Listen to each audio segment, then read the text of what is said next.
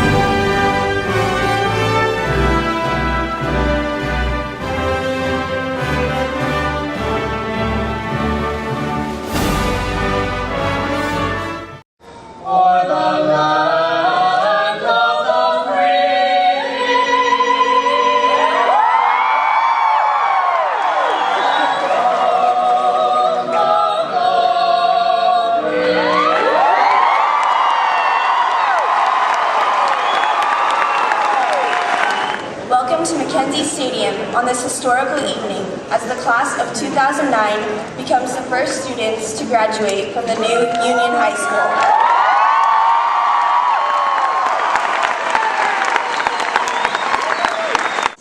Tonight we celebrate the traditions we established and the legacy we leave behind for future classes of this great school.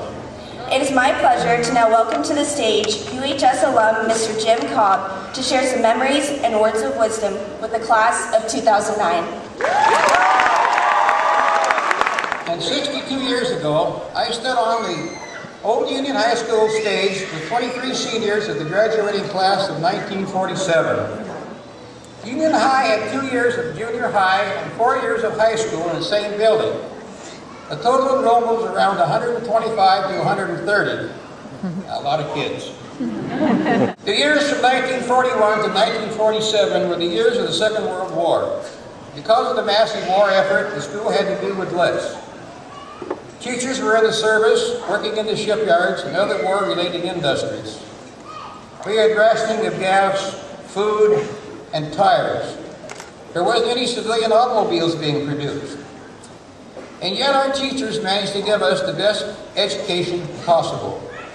Our teachers struggled with the lack of textbooks, teaching materials, and all the needs to enhance the education of their students. But as with all dedicated teachers, they came through. Technology, as compared to years today, was sadly lacking. The highest piece of technology we had in school, believe it or not, was a slide rule. I brought one along in case you've never seen one. We didn't have any personal computers. There was no TVs. They hadn't been invented yet. Electric typewriters hadn't been invented yet. We had to depend upon the most important piece of technology of the day.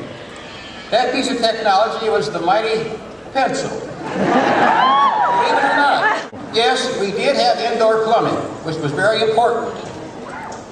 But many of the schools, elementary schools in the district, like Burton, Mill Plain, Harmony, still had outhouses. So we weren't quite up to modern standards, but we weren't quite primitive either. But one thing about the outhouses, they got turned over every Halloween. I don't know how that happened, but as you leave tonight, you will feel free. But in a few weeks, you begin to realize that you're starting all over. New friends, new obstacles, new goals. But you have the enthusiasm of youth, and you will bridge the transition from high school to young adult life. The class of 47 did, and we moved on. I found this quotation in the newspaper and thought it would apply both of our graduating classes, one in 47 and one in 09. And this is the quotation.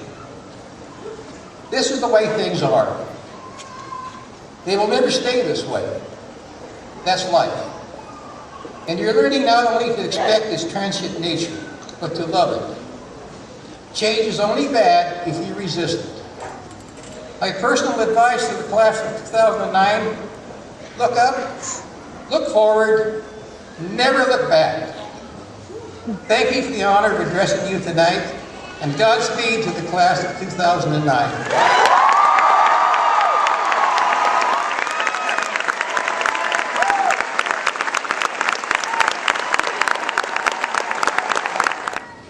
But in every stage of our lives, we have to let go of things that we've held close.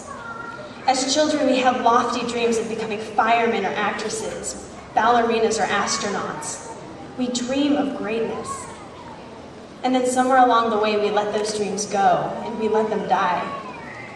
We let others convince us, and we convince ourselves that greatness isn't for us. That somebody else can have it, but we are destined for mediocrity. But let me tell you something. We are destined for greatness. Sure, it's something that you've heard your parents and your preschool teacher tell you time and time again, and you can probably find it on a fortune cookie somewhere. But when was the last time you heard it and actually believed it? That you are destined for greatness. And by greatness, I don't mean becoming an astronaut or a ballerina, finding a cure for cancer or becoming the President of the United States, but the greatness that you find in knowing that you made just one life better. The greatness that you find when you are truly passionate about whatever it is you're doing. 'Cause it's you, me, and all other people with nothing to do, and nothing to lose. And it's you, me, and all other people, and I don't know why I can't keep my eyes